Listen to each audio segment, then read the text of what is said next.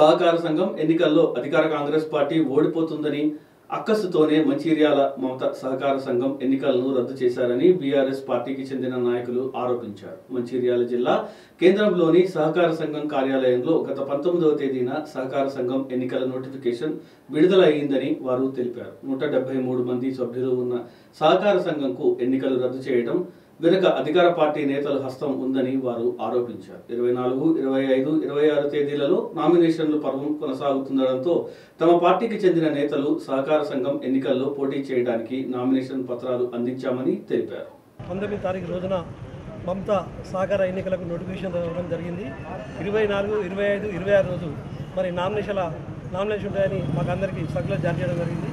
దానిలో భాగంగా నిన్న వచ్చి మేము మరి ఎలక్షన్ అప్లికేషన్ తీసుకోవడం జరిగింది, నామినేషన్ పత్రం. మరి దానిలో ఈరోజు మేము అప్లికేషన్ రాత్రి నింపుకొని ఈరోజు మార్నింగ్ 11 గంటల 10 నిమిషాలకు ఆఫీస్ రావడం జరిగింది. మరి ఏదైతే ఎలక్షన్ ఆఫీసర్ ఉన్నాడో ఎన్నికల అధికారి మరి అతను ఆఫీసులో లేకుండా బయటికి వెళ్ళడం జరిగింది. ఒక 3-4 సార్లు ఫోన్ చేస్తే 5వ సారి రెస్పాన్స్ అయ్యి మరి ఎలక్షన్ ఆఫీసర్ గారు మా అతను ఫోన్లో మాట్లాడడం జరిగింది.